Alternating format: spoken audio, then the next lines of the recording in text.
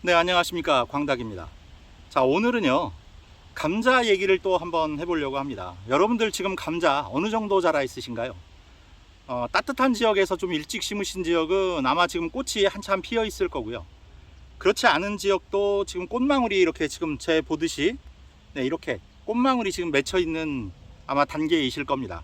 제가 있는 지역이 경기 북부니까 저희가 벌써 이렇게 꽃망울이 맺혀 있으면 다른 지역은 꽃이 한참 피어 있을 걸로 생각됩니다.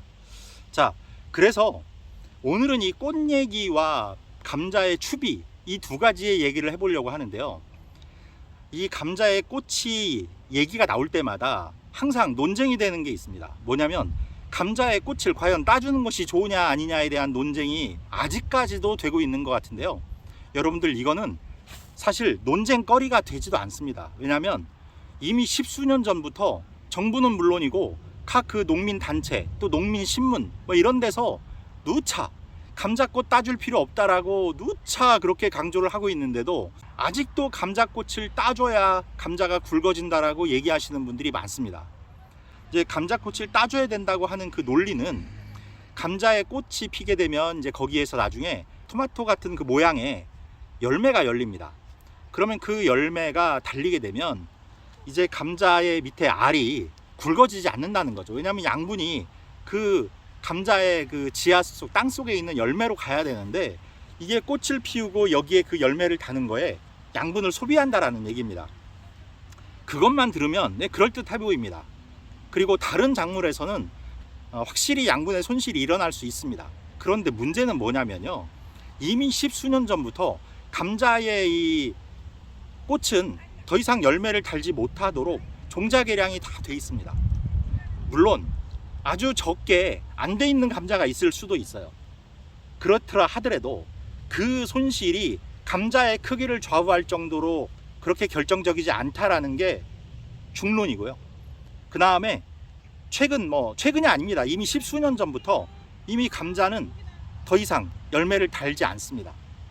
그러니까 여러분들 굳이 감자의 꽃을 딴다고 시간과 노력을 낭비하실 필요가 없다는 얘기입니다. 자, 그리고 저는 이제 오늘 말씀드리려고 하는 건 그와는 또 다른 굉장히 중요한 얘기예요. 이 꽃을 따지 말아야 하는 제가 굉장히 중요한 이유를 하나 말씀드릴게요. 이 꽃은 제가 표현하기로 신호등이라고 표현을 하고 싶어요. 여러분들 보통 신호등 하면 여러분들한테 어떤 의미가 있습니까? 길을 가다가도 빨간불이 들어오면 멈춰 서고 노란불이 들어오면 곧 초록불이라든지 빨간불로 바뀔 거다 라는 걸 아시게 되고, 초록불이 들어오면 가도 되는구나 라고 약속이 되어 있죠. 그런 신호를 여러분들한테 주고 있는 겁니다.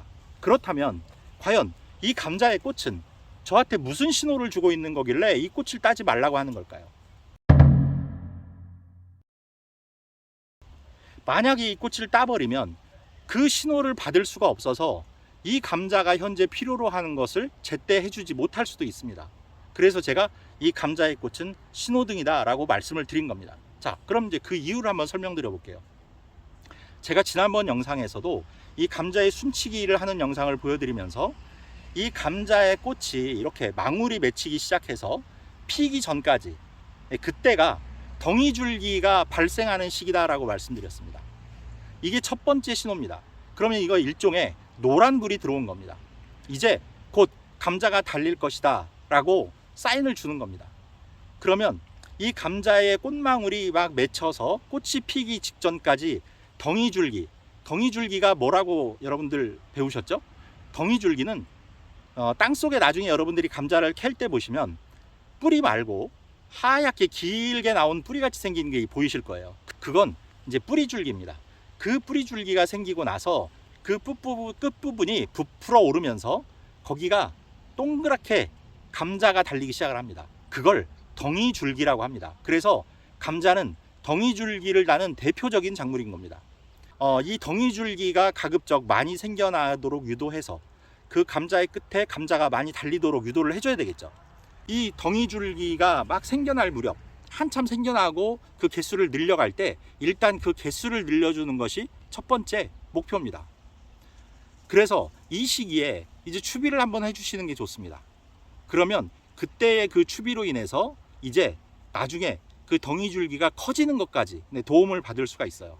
그래서 추비를 하시는데, 추비를 어떤 방법으로 하시는 게 좋으냐면, 지금은 감자의 뿌리가 이제 넓게 퍼져 있는 상태이기 때문에요, 감자 위에 바로 투여해 주시는 것보다는 조금 거리를 두시는 게 좋습니다. 그래서 감자의 두둑의 옆을 뚫고, 지금 제가 이렇게 준비를 했습니다. 이 밥숟가락이거든요.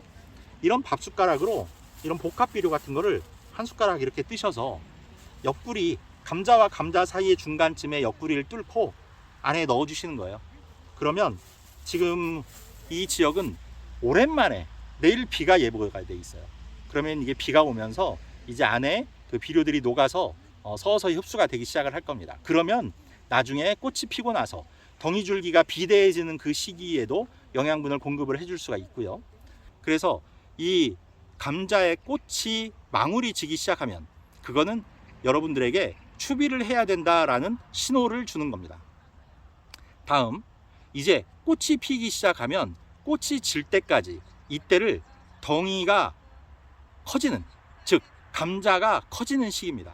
그래서 여러분들 이 시기에 물주기를 게을리 하시면 안 됩니다. 자, 왜 이 시기에 물주기를 게을리 하면 안 될까요?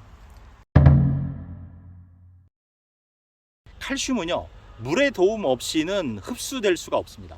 모든 작물은 광합성과 양분 흡수, 뿌리 양분 흡수를 통해서 양분이 형성되면 그걸 가지와 잎에 일단 양분을 저장합니다.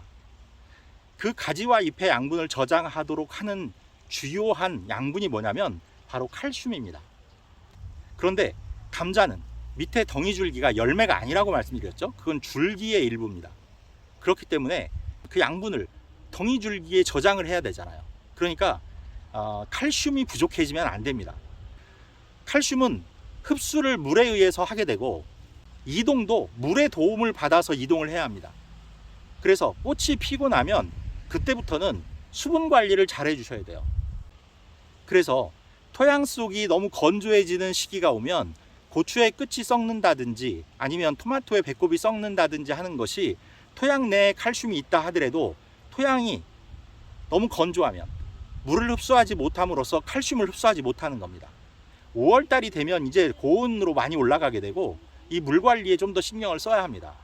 남쪽 지방이나 중부 지방에 비가 많이 오는 지역 같으면 이제 그런 걱정이 덜 하시겠지만 저는 좀 지금 그런 걱정도 있습니다. 그래서 칼슘이 부족해질까봐 지금 상당히 노심초사하고 있는데요. 칼슘을 추비를 해주실 필요도 있어요.